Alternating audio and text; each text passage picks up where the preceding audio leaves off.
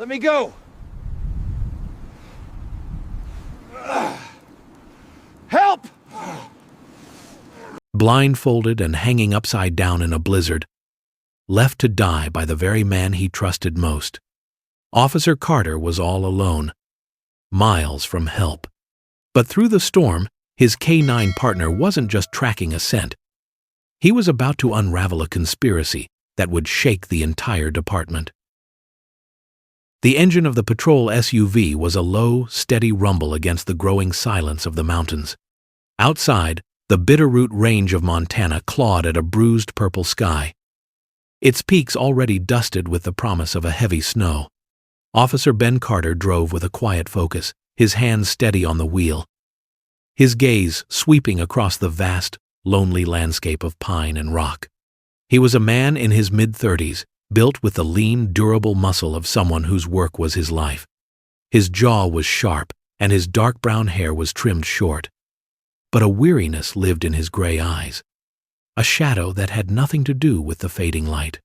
Beside him, in the passenger seat, sat the only partner he fully trusted anymore. Max, a 4-year-old Belgian Malinois, was the picture of canine focus. His fawn-colored coat was sleek, broken only by the distinct black mask of his muzzle and ears. On duty, Max was a whirlwind of controlled energy and sharp intelligence.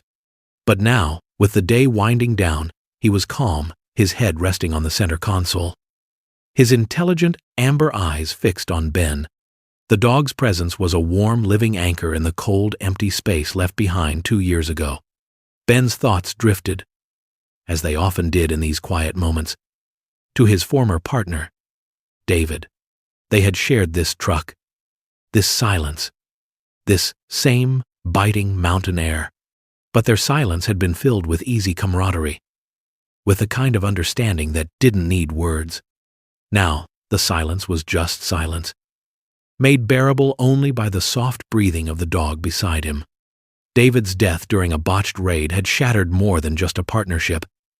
It had shattered Ben's faith in plans, in backup, in the very system he had sworn to uphold. He had transferred to this remote outpost, trading the chaos of the city for the stark honesty of the wilderness, and had poured everything he had left into training Max. The dog wasn't a replacement. He was a reason to get up, to put on the uniform, to keep going when the ghosts of the past whispered too loudly in the dark.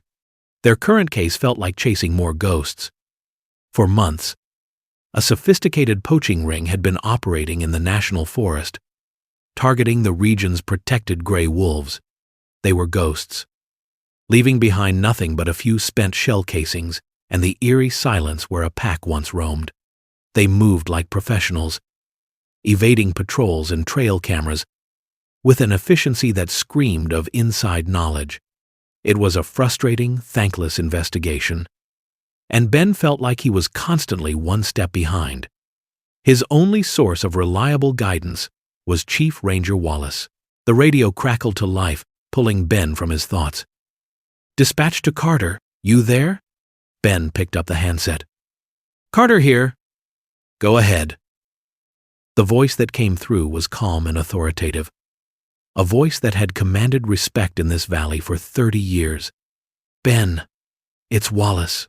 Got a minute?" Chief Ranger Wallace was a man carved from the mountains themselves, with a weathered face, steady hands, and a demeanor that was both firm and fatherly. He was Ben's mentor, the one who had convinced him to stay in law enforcement after David's death. "Always got a minute for you, Chief." "What's up?" "Listen, I was reviewing some old satellite thermal data from last night, and I think I found something. A faint heat signature off the old North Ridge service road. It vanished quick, but it was in the same area we lost the trail of the Miller Canyon pack." Wallace's voice was laced with a quiet urgency. "Look, I know your shift is almost over, but a storm is rolling in fast. If we don't check it now, we'll lose any tracks under 2 feet of snow by morning." Ben glanced at the sky. The clouds were heavier now, a dark gray ceiling descending upon the peaks. A blizzard in the Bitterroots was no small thing. It could trap a man for days. But if there was even a slim chance, a single thread to pull on in this case, he had to take it. And the call came from Wallace. Ben trusted him implicitly. "Understood, Chief. The Northridge Road, you said? I'm about 20 minutes out. I'll check it and report back." "Good man," Wallace said, his voice conveying a sense of relief. "Be careful out there, son. That storm looks mean. Will do?" Carter out. Ben hung up the handset and turned the SUV at the next fork, heading onto the unpaved service road that snaked its way deeper into the forest. The paved highway disappeared behind them, and with it, the last vestiges of civilization. Max lifted his head. His ears perked, sensing the change in direction and the subtle shift in his partner's posture.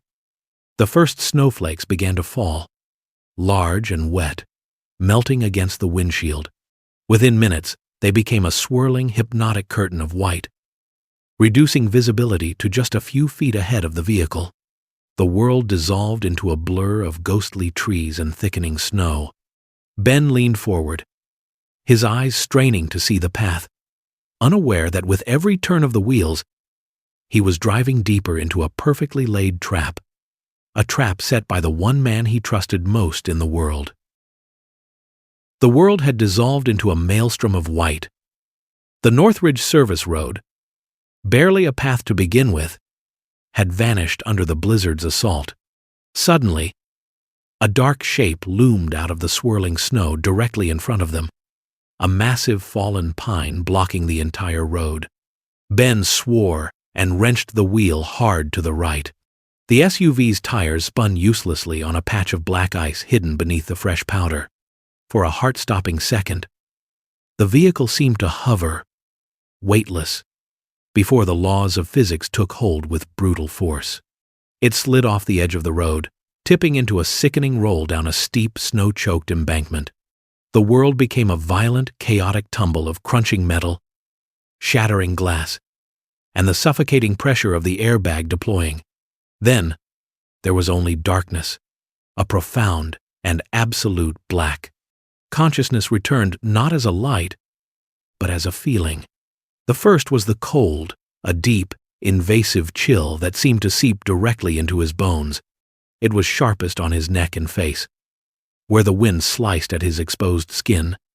The second was pain, a throbbing, rhythmic agony that pulsed behind his eyes, a relentless drumbeat in his skull. Then came the disorientation. He felt a strange, unnatural pull, a sense of gravity gone wrong. He tried to shift, to find his bearings, but his body only responded with a sickening, pendulum-like sway. Rough fibers dug into his ankles. A coarse strip of fabric was tied tightly across his eyes, plunging him into the same impenetrable blackness he had woken from. Panic, cold and sharp, lanced through him. He was hanging. He was hanging upside down. The realization sent a fresh wave of agony through his head as the blood pooled there, creating an unbearable pressure. He was helpless, blind, and utterly at the mercy of the elements. His mind, frantic and desperate, clawed for an explanation, for any memory that could bridge the gap between driving in the storm and this waking nightmare. Fragments began to surface, blurry and disjointed.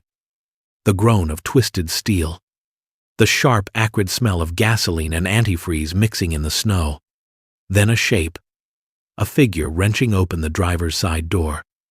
For a fleeting moment, he had felt a surge of relief, rescue, but the memory sharpened, bringing with it a chilling clarity. The figure pulling him from the wreck was large, familiar. He had seen the patch on the sleeve, the thick, insulated jacket.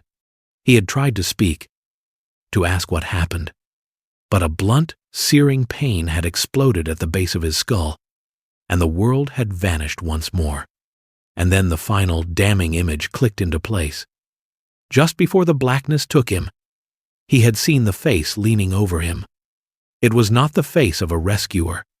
It was the face of Chief Ranger Wallace, his mentor, his friend. And in Wallace's eyes, there was no concern, no urgency, only a cold, detached resolve. The betrayal hit Ben with more force than the crash itself. Wallace hadn't sent him here to investigate a lead. He had sent him here to die.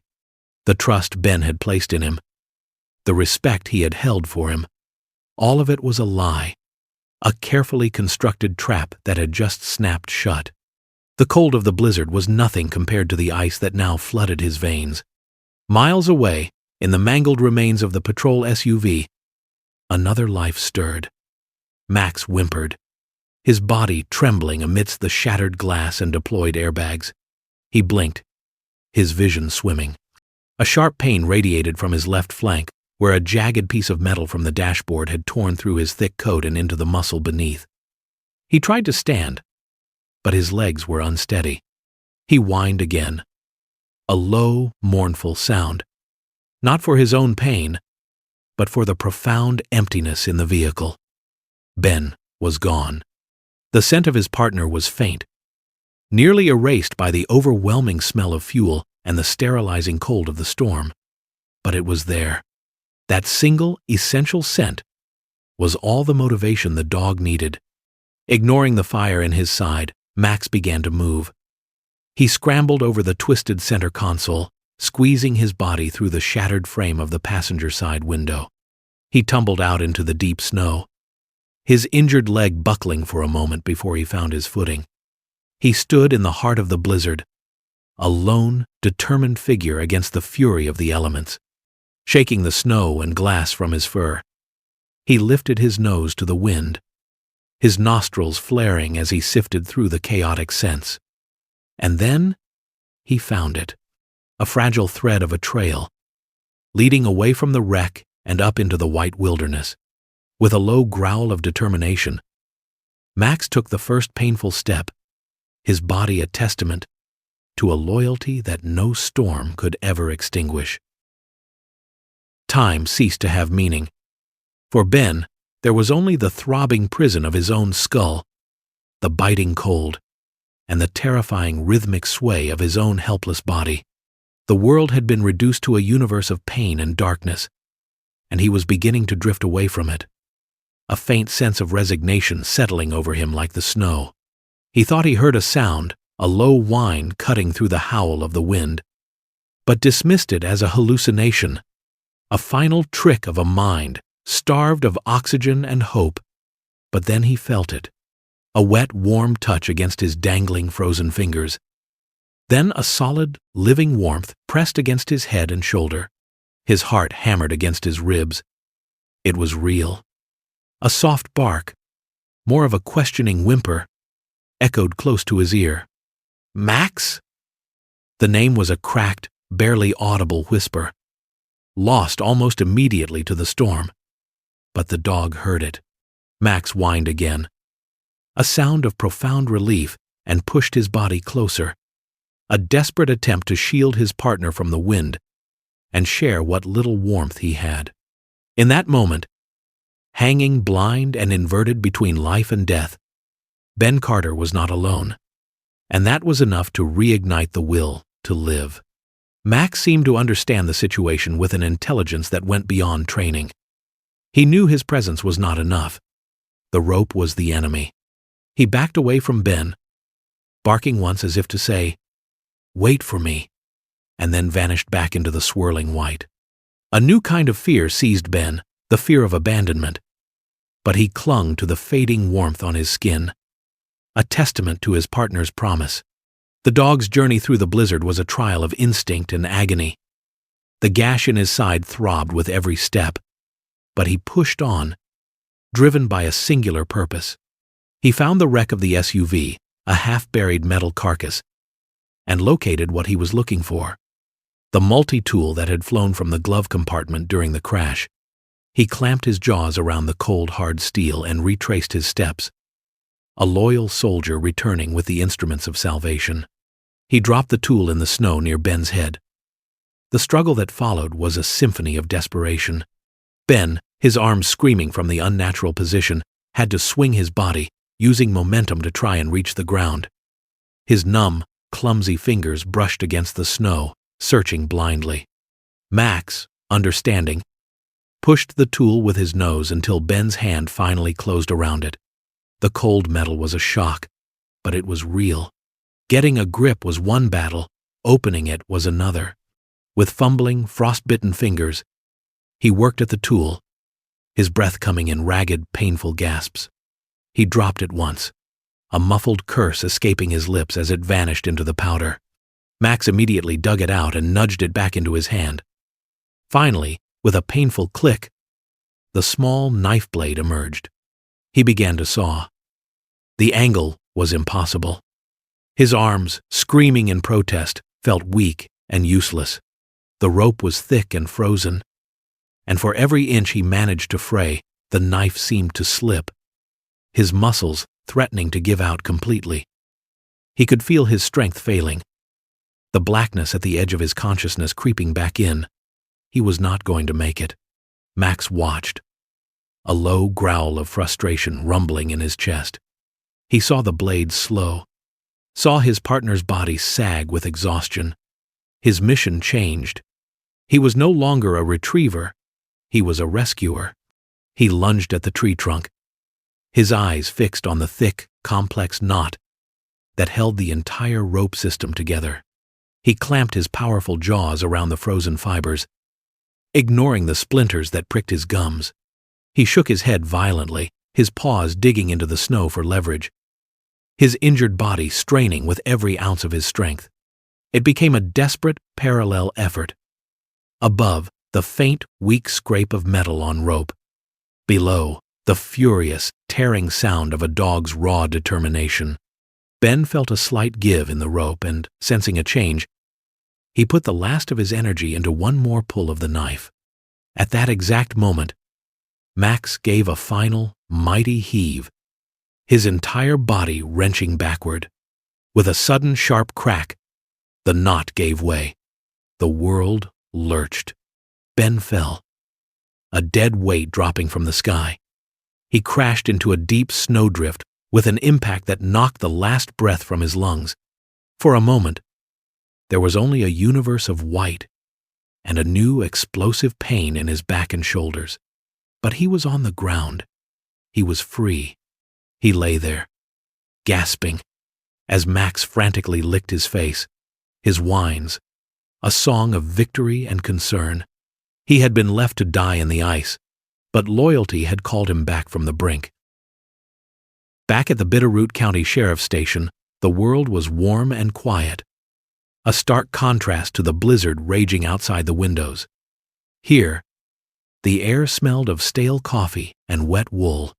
In a corner cubicle surrounded by monitors displaying weather maps and patrol grids, Officer Maya Torres leaned closer to her screen, a frown creasing her brow. Maya was 28, with sharp, intelligent dark eyes and black hair pulled back into a severe, practical bun. As the department's youngest data analyst, she was often underestimated, a fact she used to her advantage. Her mind saw patterns where others saw only noise. And right now, the noise surrounding Officer Carter's disappearance was deafeningly wrong. His patrol vehicle's GPS hadn't just gone offline. Its status had been manually logged as signal lost, unit offline for maintenance, nearly an hour before the storm had peaked. The log entry was time-stamped and authorized by Chief Ranger Wallace. It was sloppy. Too convenient. Wallace's official report on the urgent lead was just as strange. A verbal directive that bypassed the standard digital dispatch system. Driven by a gnawing unease, Maya began to dig. She couldn't access private personnel files, but she could track department resources. She discovered Wallace had a history of authorizing solo trips to the forest's northern sector, always citing vague environmental surveys, and always outside the official patrol roster. Cross-referencing public land deeds, she found the final damning piece.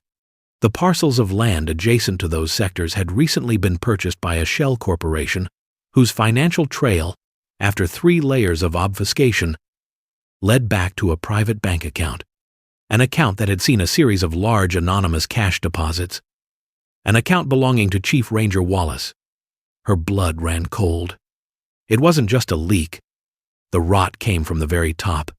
Meanwhile, in the frozen wilderness, Ben was fighting his own war. After the fall, he had lain in the snow, his body a symphony of agony. With trembling hands, he had finally managed to pull the blindfold from his face. The sudden light on the snow, almost as blinding as the darkness had been. He worked the ropes from his swollen ankles and staggered to his feet. Max was beside him, licking the gash on his flank, his tail giving a weak, pained thump against the snow. They were both injured, freezing, and exposed. Max, however, seemed to have a plan. He nudged Ben insistently, leading him toward a dark crevice in a massive rock face, a shallow cave carved by centuries of wind and ice. It was barely a shelter, but it was out of the wind. They huddled together in the semi-darkness, two wounded survivors sharing body heat, listening to the storm howl outside their small sanctuary. After a few hours, the blizzard began to relent, its fury fading to a steady, heavy snowfall. Ben knew they couldn't stay. To remain was to freeze. He tore a strip from the bottom of his shirt to make a crude pressure bandage for Max's wound, then tended to his own bruised body. He found Wallace's footprints near the tree where he'd been hung. They were already filling with fresh snow, but they were visible. A path, a direction. With Max limping bravely at his side, they began to follow. The trail led them for over a mile through the now eerily quiet forest. As they crested a low ridge, they saw it. A thin, gray wisp of smoke curling into the sky from the chimney of a dilapidated hunting cabin, tucked deep within a grove of aspens. They approached with the silence of ghosts. Through a grimy window, Ben's last shred of doubt evaporated. Inside, Wallace stood talking to two large, rough-looking men. On a table between them was a pile of cash and a stack of fresh gray wolf pelts, their silver fur gleaming in the lantern light. The sight of it, the casual evil of the transaction, hardened Ben's heart to ice. He had to act. He circled around to the back of the cabin where a large, unstable stack of firewood was piled against the wall. Taking a deep breath, he shoved it with all his might. The woodpile collapsed with a thunderous crash that echoed through the silent forest. The cabin door flew open, and the two poachers burst out, guns drawn. Wallace followed, his face a mask of confusion and anger. Just then, headlights cut through the trees. A county SUV slid to a halt, and Maya Torres jumped out, flanked by two deputies she trusted, their weapons raised. "Wallace, it's over! Drop your weapon!" she yelled. For a moment, everyone froze. Then chaos erupted. The poachers opened fire, diving for cover. Wallace, his face contorted in a desperate snarl, saw Ben. He raised his pistol, ignoring everyone else. You should have died on that tree!" he screamed. Before his finger could tighten on the trigger, a fawn-colored blur launched through the air. Max, ignoring his own pain, slammed into Wallace, his jaws clamping down hard on the ranger's gun arm. The shot went wide, firing harmlessly into the sky. Enraged, Wallace roared and brought the heavy butt of his pistol down in a brutal arc, striking Max squarely on the shoulder. The dog yelped in pain, a sharp, piercing cry, but he did not let go. That single, heroic act gave Ben the opening he needed. He lunged forward, tackling Wallace to the ground as the deputies moved in to subdue the other men. The fight was over. Ben scrambled to his feet and ran to his partner. Max lay whimpering in the snow, his body trembling. But his eyes, full of pain and unwavering love, were fixed on Ben. He had saved him. Again. The aftermath of the firefight was a surreal scene of flashing blue and red lights against the silent, snow-laden trees. As the deputies secured Wallace and the poachers, their faces grim and professional, Ben saw none of it. His entire world had shrunk to the space on the ground where Max lay whimpering, his warm blood staining the pristine snow.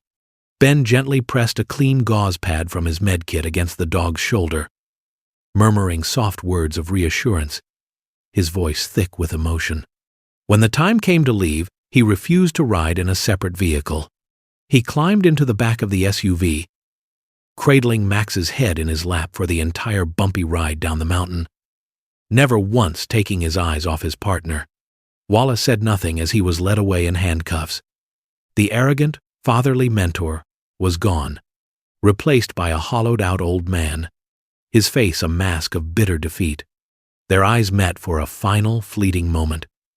There was no anger left in Ben, only a profound and weary pity for a man who had traded his honor for a handful of bloody money. The days that followed were a blur of antiseptic smells and the quiet hum of machines at the veterinary clinic in town. Max was lucky.